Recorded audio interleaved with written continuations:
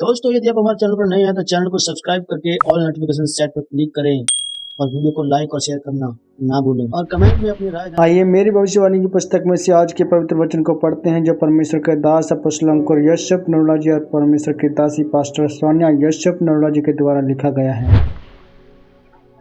आज का वचन अपने आप को कैसे जांचना और परखना है। 1 कुरिन्थियों 11:17 में लिखा है, परंतु यह आज्ञा देते हुए मैं तुम्हें नहीं कराता, इसलिए कि तुम्हारे इकट्ठे होने से भलाई नहीं परंतु हानि होती है। मेरे प्रिय, बाइबल बताती है कि पौलुस ने कहा, जब तुम प्रभु भोज के दिन इकट्ठे होते हो तो तुम्हारे इकट्ठे होने से भलाई नहीं होती है पर हानि होती है, क्योंकि इस कारण जब उस कलीसिया में प्रभु भोज होता है तब सब लोग अपने अपने घरों से खाना लेकर आते थे, कलीसिया पर भार नहीं डालते थे। जो अमीर का खाना होता था वह अच्छा होता था, उसमें सारी अच्छी अच्छी चीज़ें होती थी। जो गरीब का खाना होता था वह बुरा होता था, वह अपने हिसाब से खाना लेकर आते थे। और अमीर लोग इस कारण पहले खाते थे कि गरीब हमारा खाना बांट ना ले, और जो गरीब चर्च में होता था वह उन्हें देखकर शर्मिंदा होता था कि मैं गरीब हूँ, इसलिए खाना पहले खा लिया गया। मेरे प्रियो, इसलिए पौलुस ने कहा, तुम्हारे इकट्ठे होने से भलाई नहीं परंतु नुकसान होता है। आपका चर्च में आने का मकसद चंगाई नहीं बल्कि पिता के वचन को समझना है। जिस दिन आपका वचन में से ध्यान हटना शुरू होता है तो समझ लें कि आपके गिरने और नीचे जाने के दिन आ चुके हैं। भजन संहिता 119:9 में लिखा है कि मैं अपनी चाल को किस प्रकार शुद्ध रखूं, तेरे वचन के अनुसार सावधानी से चलने से। पौलुस ने कहा, इसलिए कुछ रोगी हैं, कुछ निर्बल हैं, कुछ मर गए। क्यों?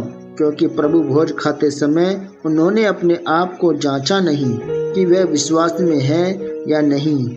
आज आप बड़े बड़े देशों में जाकर देखें तो मुस्लिम अमीर हैं क्योंकि वह आपस में नहीं लड़ते हैं, लेकिन मसीही लोग व्यस्त हैं आपस में लड़ने में। 2 मुस्लिम मिलते हैं तो अपने खुदा की बात करते हैं, अगर 2 मसीही मिलते हैं तो अपने अपने सेवकों की चुगलियाँ करते हैं। पौलुस ने कहा, जब तुम इकट्ठे होते हो तो तुम्हारी अमीरी किसी गरीब की शर्मिंदगी का कारण ना हो।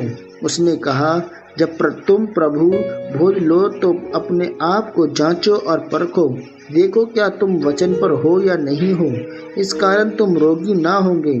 जो प्रभु भोज तुम लोगे वह तुम्हारी उन्नति का कारण होगा।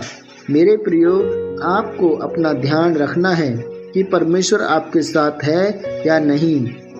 अगर उसका वचन आपके साथ है और आप उसके वचन पर चल रहे हैं तो इसका मतलब परमेश्वर आपके साथ है।